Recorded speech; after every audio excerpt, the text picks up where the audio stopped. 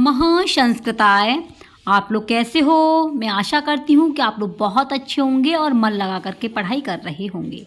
जो भी फ्रेंड्स हमारे UP TGT PGT UGC net की तैयारी कर रहे हैं, तो मित्रों आपको पता है कि आपके पाठ्यक्रम में किरातार्जुनीयम है।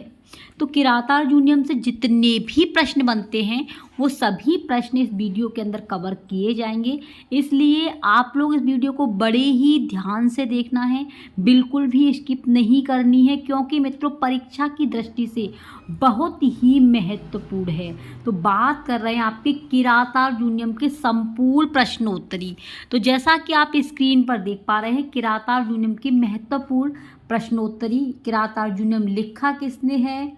तो ये किरातार्जुनीयम का पहला प्रश्न है, किरातार्जुनीयम की घंटा पथ टीका के टीकाकार कौन है? आपको बताना है जो घंटा पथ है इसके टीकाकार कौन है। तो मित्रों इसका सही आंसर है मल्लिनाथ। कौन है? मल्लिनाथ। किरातार्जुनीयम के रचनाकार कौन है या किरातार्जुनीयम किसने लिखा है? किरातार्जुनीयम के लेखक कौन है? प्रश्न कैसे भी आ सकता है। तो इसके हैं महाकवि भारवी।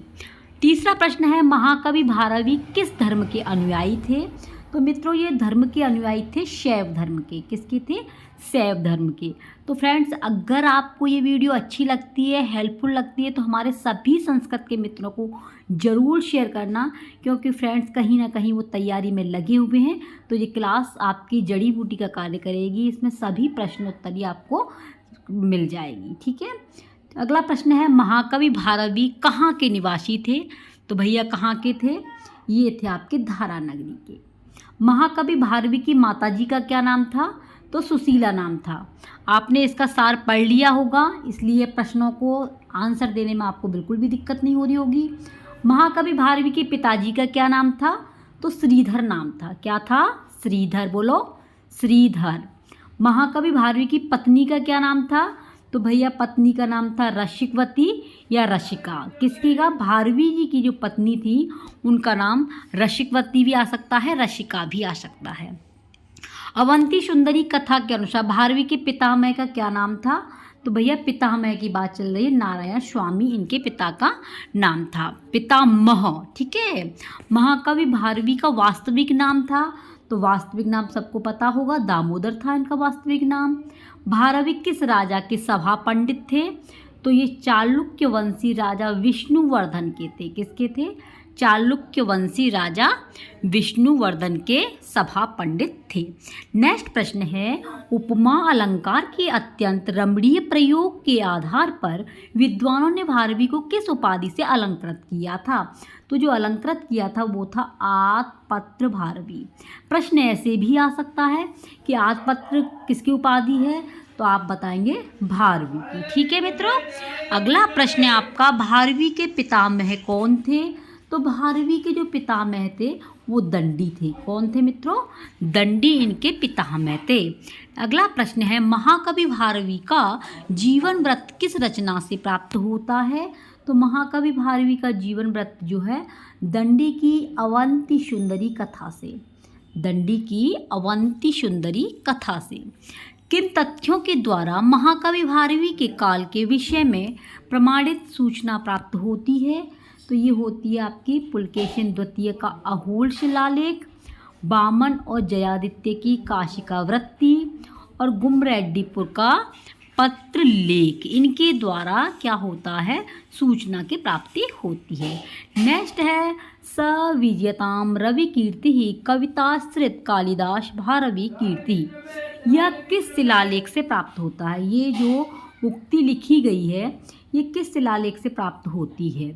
तो मित्रों ये जो है दक्षिण भारतीय चालुक्य वंशी नरेश पुलकेशिन द्वितीय के ऐहोल शिलालेख में, जिसका समय दिया गया है 634 ईस्वी 556 शकाब्द शिलालेख में प्राप्त होता है। ठीक है।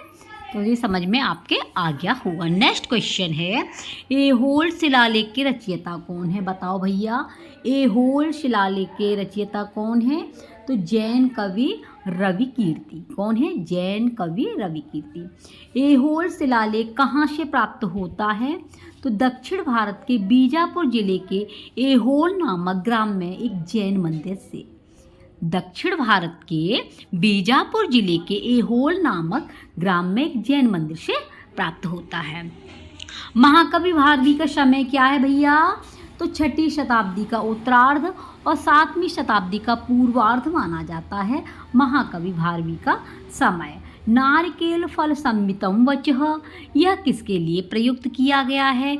तो यह उक्ति जो है भारवी के लिए प्रयुक्त की गई है। क्वेश्चन ऐसे भी आता है कि भारवी के लिए नारिकेल फल सम्मति वचः, ये किसके लिए है? तो भारवी के लिए। ठीक है, नेक्स्ट है नृपायते भारवीरात्य कीर्ति। नृपायते भारवीरात्य कीर्ति ही महाकवि भारवी के लिए किस आचार्य के कथन हैं?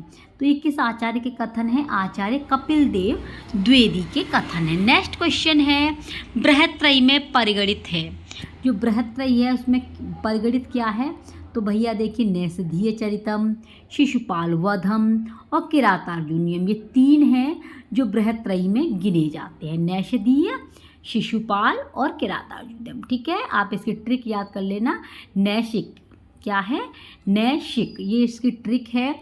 अगर क्वेश्चन आ जाता है कि आपका जो है बृहत्त्रयी में गिने जाते हैं तो ट्रिक है आपकी नैशिक। नैशिक से नैषधीय चरितम, से शिशुपाल वधम और किसे किरातार्जुनीयम बृहत्त्रयी में गिने जाते हैं। किरातार्जुनीयम का कथानक कहाँ से लिया गया है? तो भैया जो किरातार्जुनीयम का कथानक है ये महाभारत के वन पर्व से लिया गया है। किससे? वन पर्व से। किरातार्जुनीयम में कितने सर्ग हैं? तो 18 सर्ग हैं। कितने हैं मित्रों? 18 सर्ग हैं किरातार्जुनीयम में। किरातार्जुनीयम में कुल कितने श्लोक हैं? तो 1040 श्लोक हैं कुल संख्या। किरातार्जुनीयम महाकाव्य का नायक कौन है? तो किरातार्जुनीयम महाकाव्य के जो नायक हैं वो आपके कौन हैं? अर्जुन हैं। किरातार्जुनीयम पद की व्युत्पत्ति कहाँ से हुई है? तो व्युत्पत्ति है उसकी इसकी किरातस्य अर्जुनस्य इति किरातार्जुनौ, ये इसकी व्युत्पत्ति हुई है। इसमें द्वंद्व समास का प्रयोग है। तौ अधिकृतम कृतम काव्यम इति किरातार्जुनीयम। ठीक है, मोस्ट इंपॉर्टेंट है, स्क्रीनशॉट लीजिए, फटाफट से लिख लेना इसे। अगला है किरातार्जुनीयम में प्रत्यय है, तो इसमें 6 प्रत्यय का प्रयोग हुआ है। किसका? 6 का। किरातार्जुनीयम महाकाव्य का मुख्य रस क्या है? तो मुख्य रस है मित्रों वीर रस। अगला प्रश्न है अर्थ गौरव के लिए प्रसिद्ध कौन है? तो अर्थ गौरव के लिए महाकवि भारवी प्रसिद्ध हैं। श्रीपद से प्रारंभ किया गया महाकाव्य कौन सा है? तो भैया श्रीपद से प्रारंभ किया गया महाकाव्य आपका किरातार्जुनीयम है। कौन सा है? किरातार्जुनीयम। वर्णलिंगी शब्द का क्या अर्थ है? तो वर्णलिंगी का है ब्राह्मण। क्या है? ब्राह्मण। इस ग्रंथ का प्रारंभ किस स्थल से होता है? तो इस ग्रंथ का जो प्रारंभ होता है वो द्वैत वंश से होता है। किससे? द्वैत वंश से। दुर्योधन किस देश का राजा है? तो आपको पता होना चाहिए, कुरु देश के राजा हैं। कौन? दुर्योधन। कहाँ के? कुरु देश के। महाराज युधिष्ठिर ने राजा दुर्योधन के प्रजा विषयक व्यवहार को जानने के लिए किसे नियुक्त किया? तो ये किया था वनेचर को। किसको? वनेचर को। अगला है कुरुणामधिपः कः, ये याद रखना, कोरुणा है ये, कुरुणामधिपः तो कौन है? दुर्योधन है। ठीक है, तो ये जो है आपकी प्रश्नोत्तरी में काफ़ी बार आया है। अगर आपने प्रैक्टिस सेट हल किया होगा तो आपको पता होगा, ये शब्द काफ़ी रिपीट होके आया है, कुरुणामधिपः कः, तो ये है आपके दुर्योधन। वर्णलिंगी कह, तो वर्णलिंगी वनेचर। कौन है? वनेचर। किरातार्जुनीयम में किस प्रकार का मंगलाचरण किया गया है? तो मित्रों मंगलाचरण आपके 3 प्रकार के होते हैं। कितने प्रकार के होते हैं? 3 प्रकार के। कमेंट में बताना कि तीनों के नाम। ठीक है, कौन कौन से हैं मंगलाचरण, उनके नाम आप कमेंट में ज़रूर लिखना अगर आपने वीडियो को देखा है। और जो आप लिखते हैं, जो जितना लिखता है उसे उतना ही जल्दी याद हो जाते हैं, फिर कभी वो भूलते नहीं हैं। तो ज़रूर कमेंट में बताना कि 3 मंगलाचरण कौन कौन से हैं। तो किरातार्जुनीयम में जो मंगलाचरण का प्रयोग हुआ है वस्तु निर्देशात्मक मंगलाचरण। ठीक है, कौन सा है? वस्तु निर्देशात्मक मंगलाचरण। अगला क्वेश्चन है द्वैत वन में कौन सा समास है? तो द्वैत वन में मित्रों आपका कर्मधारय समास है। कौन सा है? कर्मधारय। वर्णलिंगी में कौन सा प्रत्यय है? तो वर्णलिंगी में जो प्रत्यय है वो इनी प्रत्यय है। कौन सा है? इनि। अगला क्वेश्चन है युधिष्ठिर में कौन सा समास है? तो युधिष्ठिर में सप्तमी तत्पुरुष समास है। कौन सा है? सप्तमी तत्पुरुष समास। हित चाहने वाले लोग किस प्रकार के वचन नहीं बोलते? तो मिथ्या वचन नहीं बोलते हैं भैया। जो हित चाहते हैं अपने दोस्त का, जो अपनी पढ़ाई करते हैं, वो इधर उधर की फालतू की बातें नहीं करते हैं, इसलिए हित चाहने वाले लोग कभी मिथ्या वाचन नहीं करते हैं। कस्य मनो न विद्यते, तो कस्य मनो न विद्यते वनेचरस्य। क्या है? वनेचरस्य। चार चक्षुषक कह, मोस्ट इम्पॉर्टेंट, चार चक्षुषक कह, तो ये है आपका प्रभव। क्या है? प्रभव। अगला प्रश्न है किस प्रकार के वचन दुर्लभ होते हैं? तो जो हितकारी और मनोहार हो, ये वचन हमें दुर्लभ देते हैं, परेशानी खड़ी कर देते हैं। तो हितकारी और मनोहर वचन दुर्लभ होते हैं। चार चक्षुषक में कौन सा समास है? तो भैया चार चक्षुषक में समास आपका बहुब्रीहि समास है। तो ये थे आपके बहुत ही महत्वपूर्ण प्रश्नोत्तरी किरातार्जुनीयम से। तो मित्रों आप लोग कमेंट में बताना कि आपको ये प्रश्नोत्तरी कैसी लगी, और इसका वाचन के साथ में अर्थ आपको एक वीडियो दे दी जाएगी, उस क्लास में आप देख सकते हैं इसका वाचन और साथ में इसका अर्थ। ठीक है, तो मित्रों आप लोग कमेंट में एक प्रश्न का आंसर ज़रूर देना।